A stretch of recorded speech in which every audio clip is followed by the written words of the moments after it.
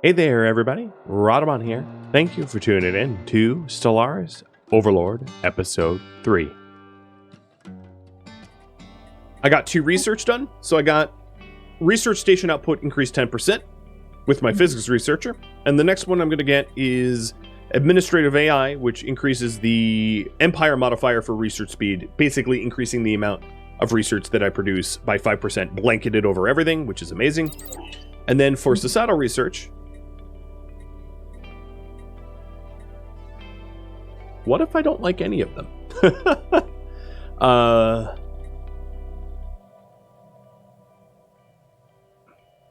you don't like any of them, you're kind of just stuck picking one. I think because he is a New Worlds expertise, I will pick one of the terraforming. So I will do soil remediation because he does that faster than than Joint would do other research.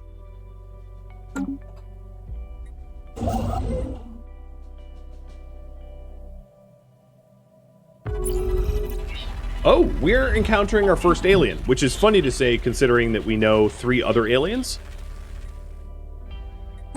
So over here... Oh, God, get out of there. Initiating evasive maneuvers. At Kursek, there is... Oh, this is a Marauder, isn't it? Darn, that really sucks. Tannering, you might die here. At Kursek, there is a Marauder Empire, which is basically a bunch of fighters that sometimes loot and pirate you. It's a good bottleneck, but it really prevents me from branching out comfortably. I'm going to try to jump around. So Marauders typically are in a 3-star system micro empire. They don't expand unless they become the Khan, which is something that would happen later on in the game. And I don't know what formation they have, so they could either be 1, 2, 3 or 1, 2, 3. I'm hoping that this system here is not part of the Marauder so that I can jump past them. But I will try to jump past them every direction. I just have to be very, very, very careful with Tannering here, because if I make one wrong move and move towards them, they'll shoot me up. Construction online. Which would not be good. Sylvanti's starbase just got built. Because I don't need the additional anchorage just yet, I'm not going to build it. I'm not going to tie up my alloys that way. Construction online. And we added Yanessa, and that is going to be named Tlar the Storm.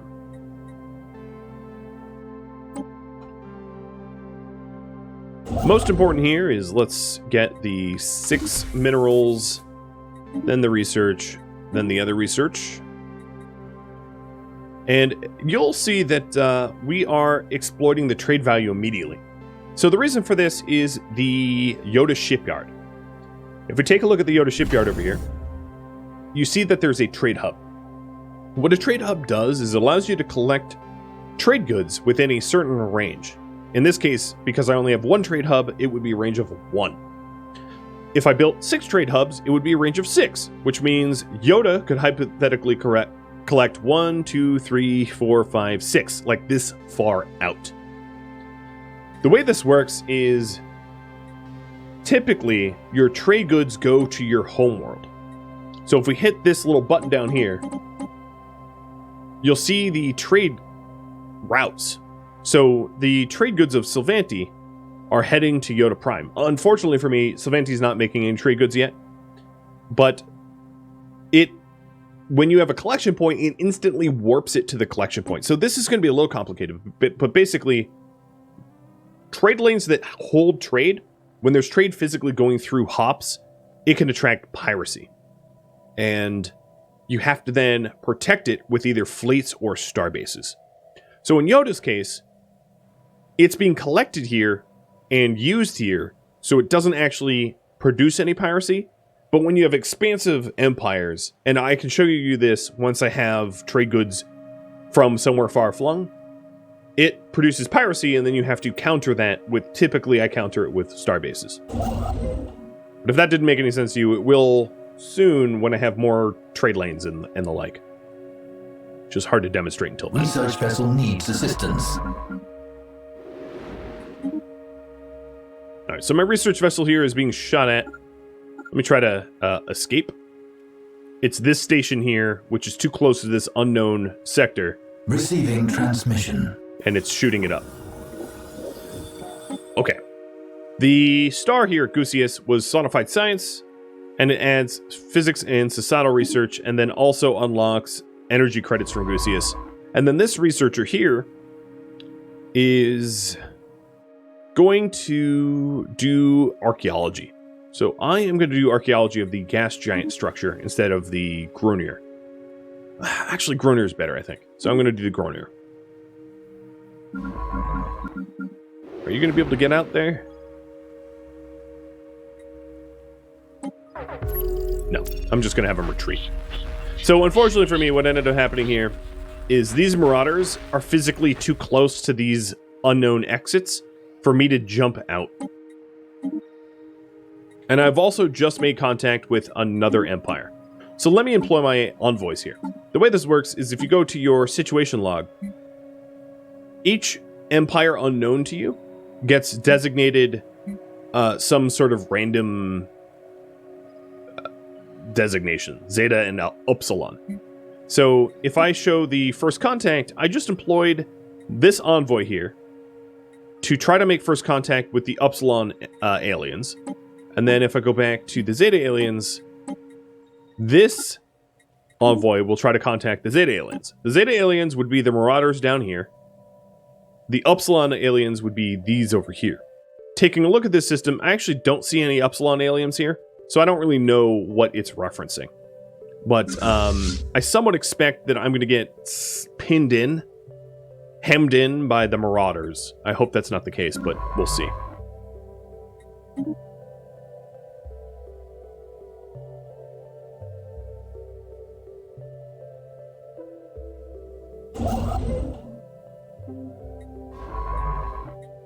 As far as archaeology sites go, let me explain this system. Different archaeological projects have different chapters. And in order to achieve a chapter, you have to build up a certain amount of clues. So the way this works is, right now I'm on chapter 1, and I don't really know anything about it. We're just starting to explore the Grunir ruins on X92079. Every month, or it's not every month, but every phase, you roll a number. And that number relates to some number between 0 and 13. And then if you roll a high number, it adds more clues to being able to unlock whatever mystery it is that you're trying to unlock. Sometimes it's not ruins, it could also be first contact. So the same mechanics works over here, more or less, with contacting these aliens. So these two systems are very remarkably similar to one another. The ruins, however, there is a difficulty level and a skill bonus. So my scientist is level 2, so he's a skill bonus of 2. So when I rolled here, I happened to roll a 3 with a skill bonus of 2, but it has a difficulty of -2, which means it netted, I rolled a 3, it netted a 3, and a 3 is between 0 and 5, which means it was a failure. So his first attempt to unlock the Grunir ruins was a failure. Failure doesn't necessarily mean it halts all progress, it just means that you haven't built up clues. Once you build up enough clues, you get a breakthrough chance to be able to complete the chapter. So if you have enough clues built up, as you can see in the roll outcomes, each excavation phase has a chance to complete the chapter and have you either move on or completely fail. So I'll show you that as that goes through. But the same mechanics work over here. So the Upsilon aliens is a difficulty of 5, and this envoy has 0 bonus because I don't have any code breaking, which means I have no insights yet. But that's how those systems work. They're automated. There's very little that the player has to do to change those numbers other than to research things or level up. So if I wanted to get archaeological sites better, there are some research in societal research which would allow me to do that, but it hasn't been offered to me yet. Like archaeology devices that you would install on your survey ships. And if I wanted to research first contact with unknown aliens, I would need to research code-breaking things, which I don't have yet either. So it's very early on, and I don't really know how to contact these. But they'll just keep rolling in the background over time, developing towards the solution, towards either first contact or uncovering a ruin or something like that. All right, I'm going to keep making corvettes every time I have the money or alloys to do it. So right now, I'm going to sell off some consumer goods and some food to buy a big chunk of alloys to roll a few more ships. Because the more ships I have, the more power projection I have, and the more power projection I have, the more influence I have, and the more influence I have, the more territories I can annex.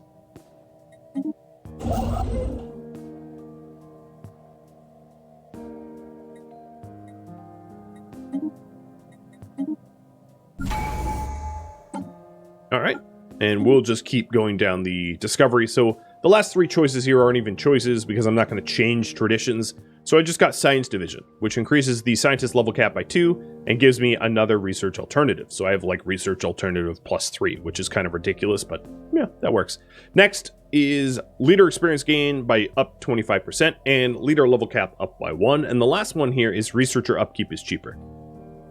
And then the entire complete bonus, when you finish all of the traditions within one umbrella, it will give me a research speed of 10% and grants access to the Research Cooperative Federation type, and also gives me one ascension perk.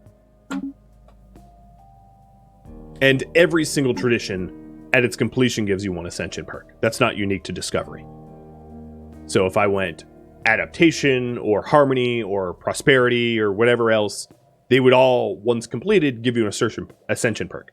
So as you can see, there are 8 ascension perks. One of the 8 perks is a physics research project much later on in the game. The other 7 are unlocked by completing traditions. So if you want ascension perks, you have to go the route of making unity. So a high unity empire unlocks a lot of perks and a lot of traditions quickly and can become very powerful as a result, whereas a very low unity empire will sluggishly get ascension perks and probably be weaker galactically.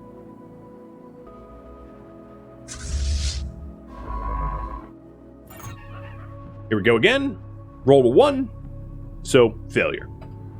And then here, we have 2 insights built up so far, but it's not enough for a breakthrough chance. We need 3 or more for a breakthrough chance. And then down here, we have, again, 2 insights, but we need 3 or more for a breakthrough chance.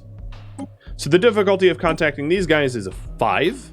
And the difficulty of contacting these guys is a 3. So it's going to be easier to contact the Marauders than whoever's up here.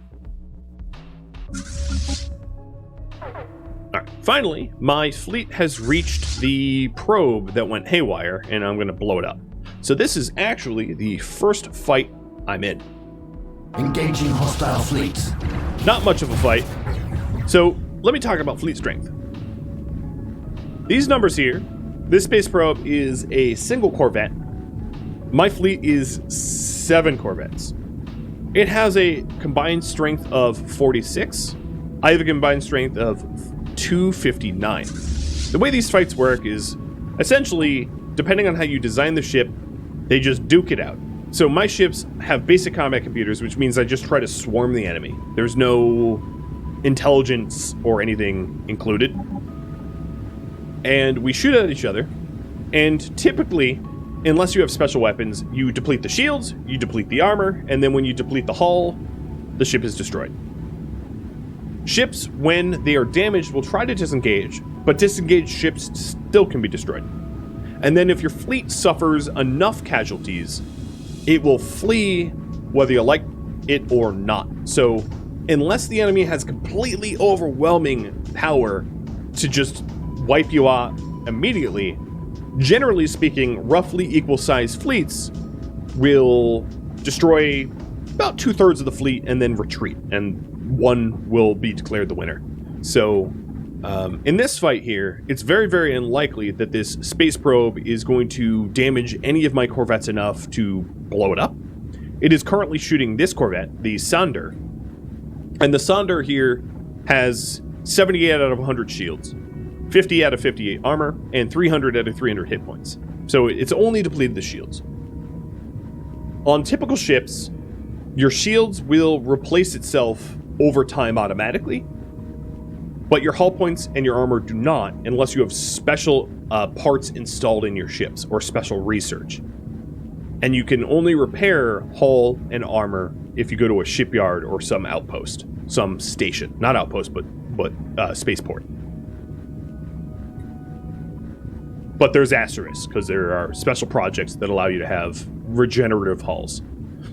And then the way the combat works is each weapon that you have installed on your ships have a certain range, accuracy, tracking, damage, cooldown, etc., all wrapped up into one big number, which is that my 7 ships here have dealt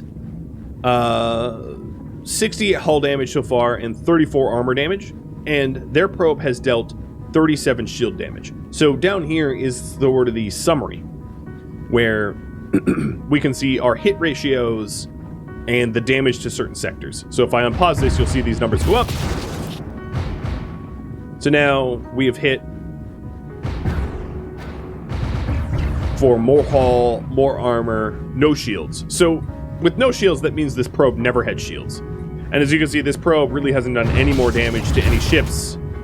There it goes. Now it's up to 64 shields spread between 2 ships, which means that none of my ships are even getting damaged, really. And then if you mouse over it, you can actually see what kind of weapons they're using. So it's telling me that this probe is using an unidentified energy emitter. So it's a weapon that I'm not familiar with. Whereas the damage that I'm doing, the hull damage, 108 of the 141 hull damage can be attributed to mass drivers, and 33 of 141 can be attributed to lasers.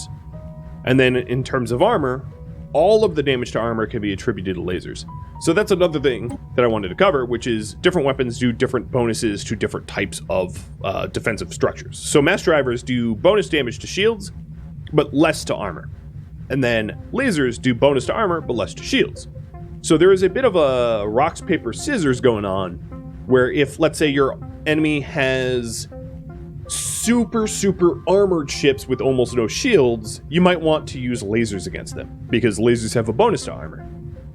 And then inversely, if your enemy has a ton of armor but almost no shields, well, you know, you might want to switch it up.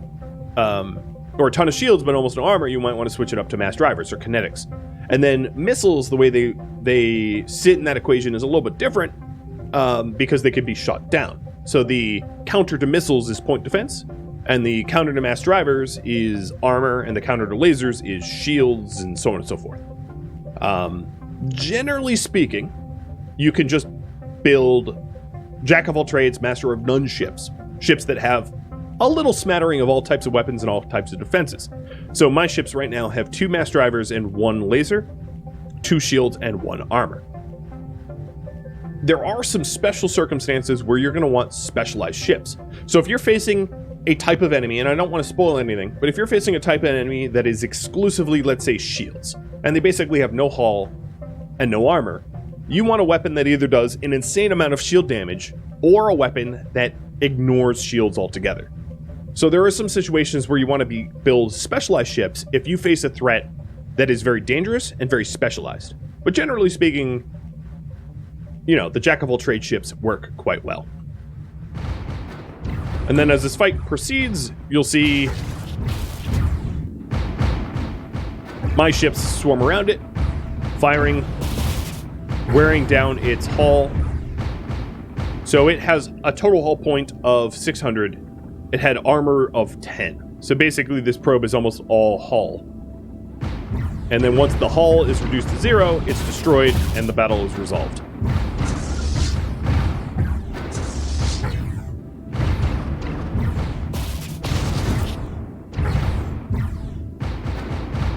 It's a tough probe, though. Can you imagine the Voyager or Voyager 2 putting up this kind of fight? I sure can. And then this here is the sort of balance of power meter. So as you can see, there's, and it's a sum total of the hull points. So it's not exactly a true balance of power, because you can have some ships that are just all hull and no attack, and they're not going to compete very well against well-balanced ships. But it gives you a very cursory understanding of how the fight is going. And as you can see here, this probe is getting squashed, and my ships haven't really taken any damage. In fact, all of the 64 shield damage that has been dealt to my corvettes has actually regenerated, because the probe is damaging my shields so slowly that my ships have actually regenerated all the shields that were depleted at the start of the fight. So I'm literally unscathed entirely. And this probe is about to go boom. 4 hit points left, and pop. And then we have the resolution to the event, where I've recovered one of my probes, and the probe's data contains 828 engineering research, and then every planet and system in this sector is automatically surveyed. Boom. Because that's what the probe was sent out to do. Now that I've used this fleet, I'm going to send the fleet back home. So I'm going to say that my fleets should return to home.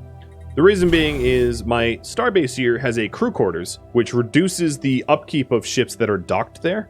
So it's cheaper to keep my ships parked at home than patrolling or something like that.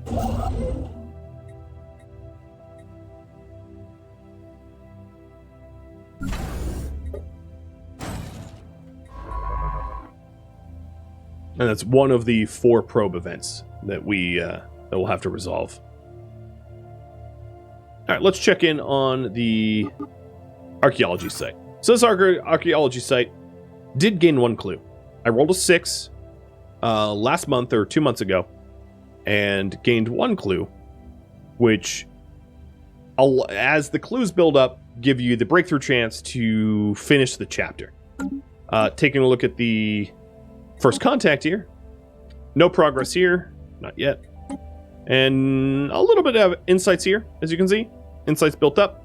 So I do have a breakthrough chance where there's a small chance for me to fully contact the Zeta aliens. Why no Admiral yet?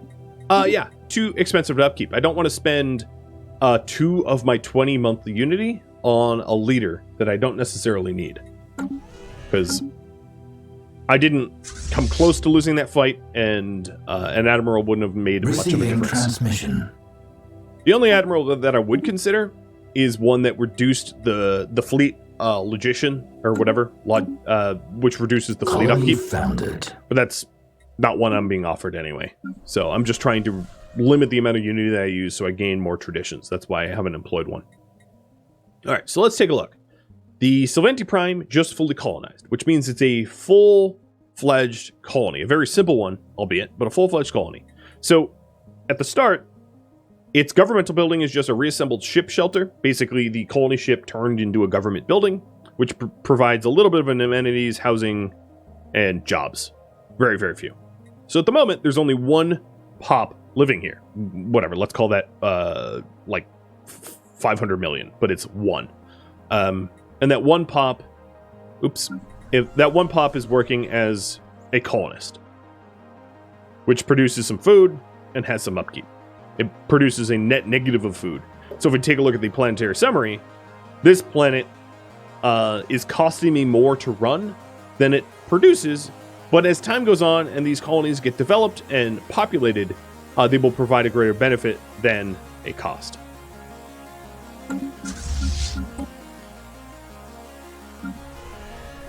So in order to plan on how you're going to develop your colonies, one of the important things to look at is features.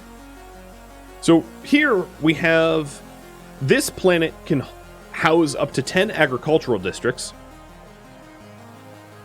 5 mining, 4 generator. Industrial districts are always just the maximum size of your districts, and the amount of districts that I can put in here right now is 11. But it can go up to 15 if I do some terraforming. So there are some dangerous wildlife, deep sinkholes, and quicksand basins which are reducing the maximum size of this planet. Think of it as continents on the planet that are too dangerous to be utilized at this time. So a planet like this one doesn't have any bonuses. Sometimes you'll see bonuses right where my mouse is, where there will be a bonus to like societal research, or a bonus to minerals, or a bonus to energy.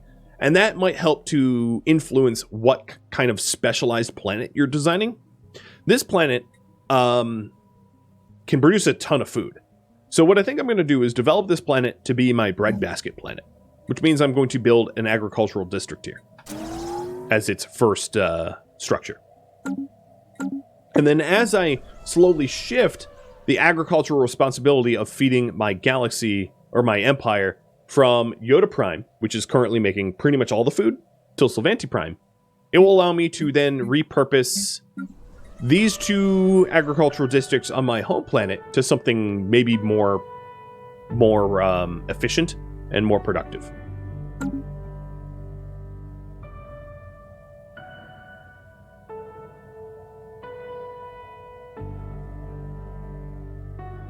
And I am still working on this goal right here, which is expanding. Expanding as fast as I can.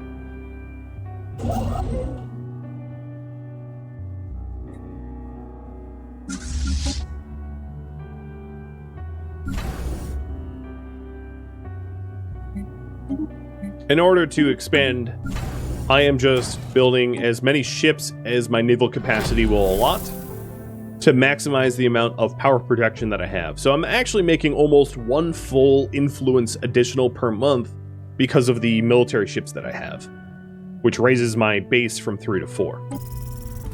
Here we go. I have made progress contacting the Zeta aliens, but unfortunately they're hostile, as we already knew that. So stage 1 is done, and stage 2 was what we just finished. Now we're on to stage 3, trying to contact them further. Okay, this science ship was the one that fled, and I'm going to have this scientist go out to this probe. Not all probes are going to fight me, so I'm heading out to this probe to work towards completing the probe chain quest that I have. This survey ship, I'm going to turn on fleet stance back to evasive, so if there's hostiles, they flee. And I'm going to try to head to this bottleneck. Because there's I don't think I can get through this barricade. Or, yeah, I guess barricade. I can't get through the Marauders very easily. My only chance to expand to be larger is this way, here. What I keep doing here, if you're wondering, is every time I make a new ship, I hold shift to add the two ships together, and then hit G, which is the hotkey for merge. So G will merge ships together, and generally it will merge the single ship into the bigger fleet. But, you know, so that allows me to turn my small little individual ships into one larger fleet, one large task force at Gaia.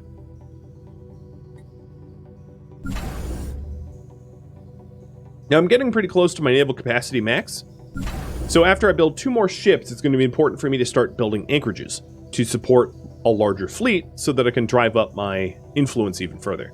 Let's check on victory.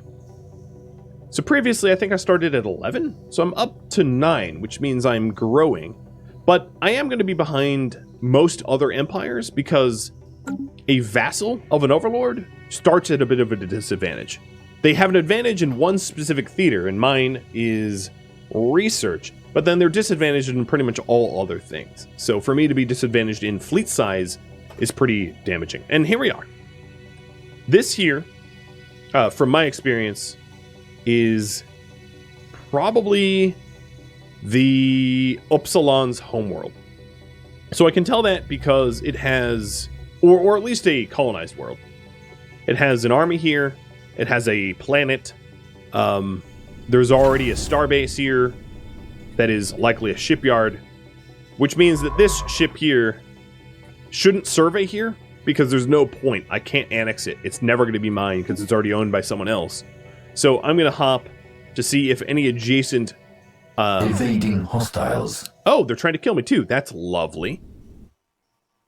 So not only do I have a neighbor boxing me in, but it's a hostile neighbor who will need to be killed.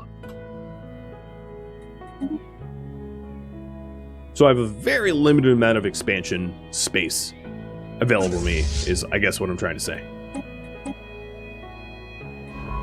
So I'm going to see if any of the adjacent areas or this star system Situation log updated. can be annexed. But likely what's going to happen is I'll probably get out to like Devasa and not be able to get any further due to the limitations of influence.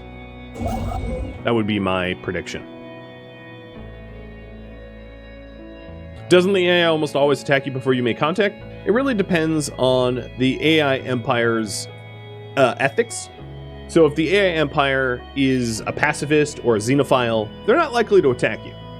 If they are a xenophobe or militaristic, yeah, they're likely to attack you. So it really depends on their governing ethics. New technology discovered. So we got geothermal fracking, and man, having 6 options is weird. Base C Panda, let's have you research something within your expertise, like powered exoskeletons. So that increases the army damage. I haven't talked about army yet, but I will in a minute. And then it also increases the mineral from jobs. So what army damage is your planets that you start off have some defensive armies that are very, very weak, but it will help to defend against invading armies a little bit. But you're able to recruit standing armies, assault armies, to be able to invade enemy planets or defend your own planets. So that research that I picked here gives me a little bit of minerals from jobs, but also improves the strength of my army in case I go to war and need to invade enemies.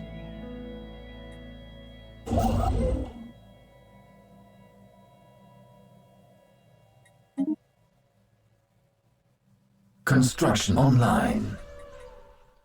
And this system is also annexed already. So Tasato needs to leave. I could also risk to try to get around him like this, because this system right now is only really protected by the little station in the middle. So as long as I avoid the middle station, I could jump around them and possibly try to survey other things, which is what I'm going to try to do. Also to note that the planet here is continental, so likely their home planet is continental, which means they are a continental species, which is not all that compatible if I want to try to incorporate them.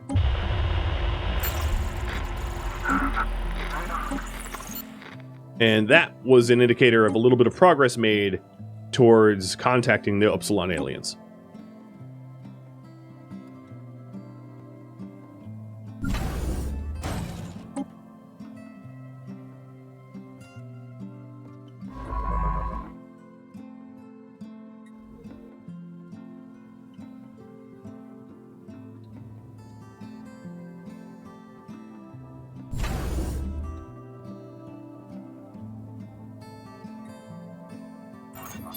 Oh, here we go. So the last 3 attempts to make additional progress to this Gruner Ruins has been positive. We had a +1 clue, a +2 clue, and a +2 clue, which means our breakthrough chance is going up and up and up, meaning that we should see some sort of resolution here within, I don't know, a year or so. Or less than a year. And we can wait until the excavation phase completes to see what the next... Oh, it's another +2 clue. And now the breakthrough chance is like a 50-50. Getting lucky there. Charted. All right, over here, this scientist finished surveying here, and what I'm going to do is I'm going to research the sublight probe first, and then the strange mountain formation afterwards, holding shift to be able to do it. It does appear as if this empire has not yet annexed Kuiper, so I'm going to survey there just to see if it's worth heading in that direction to go to war with them and subjugate them or whatever we want to end up doing. And there, we have fully contacted the Zeta aliens, and the Zeta aliens are going to yield 23 influence for making first contact, which is going to be helpful for me to annex more territory. And then also ends the first contact procedure with the Chim Raiders. Comms initiated. And the Chim Raiders are... they're not here. So I might be able to sneak by. That's really good information. So they have 1, 2, 3 systems. Their core of their system is a black hole system, I think. And if I can snake by this station here to go to this unknown, I might be able to hop past them to expand my territory further. It also might require me to have a rather large armada to be able to destroy whatever's at Curse Sec. So what a Marauder is, they are essentially space pirates that can be hired out to raid enemy targets. So let's say I make first contact with whoever the Upsilon aliens are. I could contact the raiders here and pay them to go raid Upsilon, whoever they are. You can also hire admirals and generals from them for a steep cost. And you can, you can also destroy them and annex their territory. They won't expand their territory unless you go through a special event called the Great Khan, but at the soonest, that would only be 100 years from now or 90 years from now. So there's very little risk of them turning into the Great Khan anytime soon.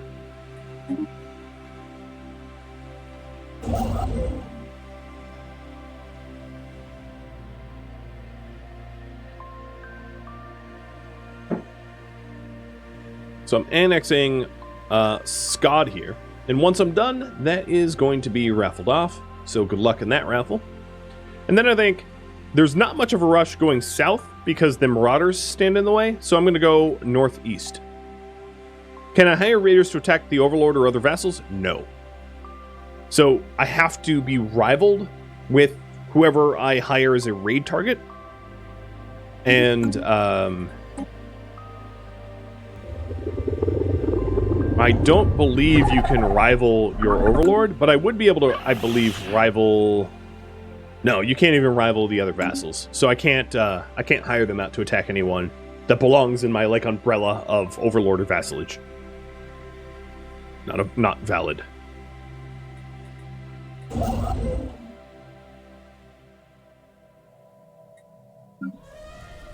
Alright, Sylvanti here. I am going to build a... no, I'm not going to do anything yet.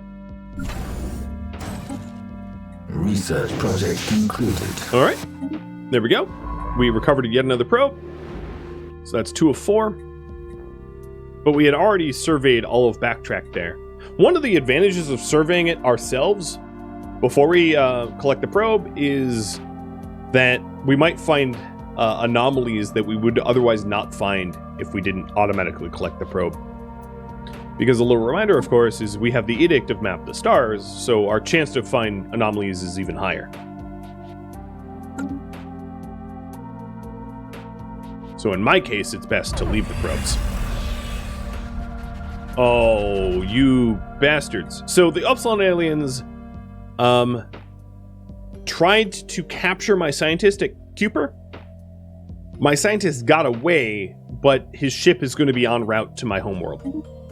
So whatever progress I was making surveying Cooper has been halted, and this scientist is missing in action until about 1 year from now, or 1.5 years from now. Now, if I didn't want to wait that long, one thing I could do is I could just build another science ship and move that scientist that was commanding that ship, which is Taisato, to a different ship. But I right now don't have the alloys to even build a secondary ship, so I'm gonna hold off on that. Incoming transmission. Ooh, interesting. Sylvanti just got an odd factory. So let's take a look at that. So an odd factory is a place to work here. Where is my odd factory? Construction Might online. wait until it might not show until the end of the month. Oh, there it is. So an odd factory is a place where we can work that produces alloys. And it's part of a sort of interesting quest chain. Oh, and we have made progress on the first chapter of the Grenier Ruins. So we decoded ancient data crystals found at the dig site chronicling Grenier's military exploits. While most of the are local and of little interest, several volumes detail the Grenier's first encounter with an alien species referred to as the bowel organism. Little more can be gleaned about the bowel at this point, save that they were massive planetoid species and had many colonies seated amongst the stars. So let's keep digging. And now we are on chapter 2. Okay, Scott is done. Let's go into Big C Panda. Oh, nice. You have 2 things named after you now. And I am going to exploit the energy credits and then the minerals. In order to exploit the volatile motes, I will need additional research, which I don't have yet.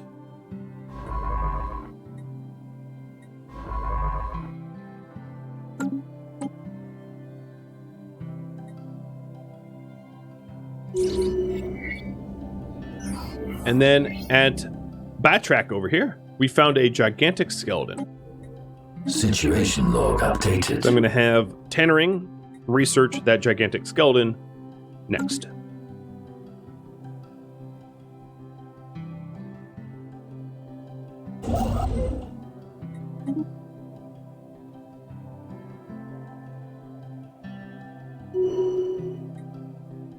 And Fugal 6 also is a substance abuser. I see a theme here. We have a governor and 2 scientists that love drugs. Okay. Let's see if there's replacements for them. No, not yet.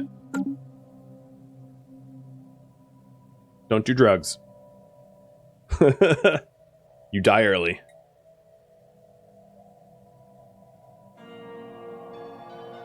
So at this point, I am at my naval capacity maximum, and if I exceed it, I start to pay a heavy tax. So in order to build up a larger navy, I'm going to go over to Savanti here and start to build anchorages, which add to my naval capacity max. Now it says it adds +4, but that's a lie. It actually adds +4, but only 30% off of +4 because of my vassalage type. So just a little reminder here that if I go over to my agreements, because I'm a Scholarium, I have 30% reduction in naval capacity. So normally you would start at the game with a naval capacity of 20, but I started at 14 because of my specialization. Also, let's go back to the holdings. So here we have my Overlord building a garrison on my planet, my home planet. And the garrison reduces crime by 10 and increases the loyalty change by 0.5. Every Overlord army on this planet also gives an additional reduction to crime and increase to loyalty at a maximum of 30% and plus 1.5. But it also reduces happiness. So if we take a look at the monthly change of loyalty, right now, my total loyalty to the Holy Storm Rhadamant Empire is plus 100. And the monthly change is plus 3.9. If I look at the negotiations here, what I could try to do is reduce the amount I am responsible to send to my Overlord to renegotiate the terms. So in this instance, what they would be doing is providing me some basic advanced and strategic resources. Well, this does nothing. For the research that I send them. And if you mouse over here, you can see whether or not they will accept your terms. So, because I've waited long enough to renegotiate the terms, I could go ahead and do that. I could ask for me to be diplomatically free, or for me to receive resources, or for even their holding limits to be 0, so that they cannot build anything, or alternatively request to be released from subjugation from the Empire, which is what I'm aiming for. The thing is, they are overwhelmingly more powerful than I am, so it's really not the right time to go, hey, let me go, because, you know, if they say no, there's really nothing I can do. I don't have a fleet or a force able to liberate me. But what I will do here is renegotiate the agreement where for the research I send them, they are going to owe me 15% of the Overlord will provide the subject with a subsidy matching 50% of their monthly basic production, and also a subsidy of my advanced production. So this is the renegotiated terms, and you can see whether or not they'd accept it here. So if it's green, check mark, and I can proceed, I'm spending influence in doing that. Now, I'm not going to renegotiate at this moment, but it looks like renegotiations can be done. The reason I'm going to hold off on it is I want to spend all of my influence annexing territory towards the Upsilon and not spend it renegotiating a better contract, because that contract only increases the amount of energy credits and alloys that I make, but I'm really only after influence. Influence is more important to me than everything else at this juncture. Which means, let's go ahead and make more ships. So I'm going to go ahead and sell off a bunch of excess resources that I don't need. Buying alloys. And building 2 more ships. Now I am going to go over my naval capacity here, briefly.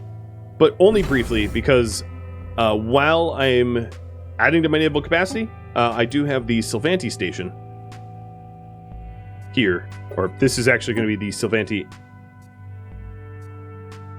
anchorage. Wow, if I could spell. And these anchorages are going to increase my naval capacity so that I don't exceed it once they're built.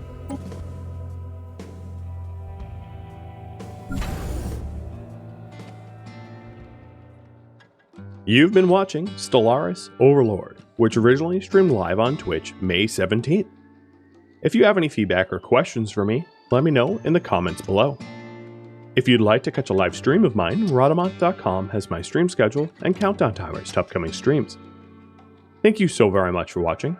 A special thank you to all my Patreon patrons, Twitch subscribers, and viewers like you that support the channel. I'll catch you next episode or an upcoming stream. Farewell, everybody.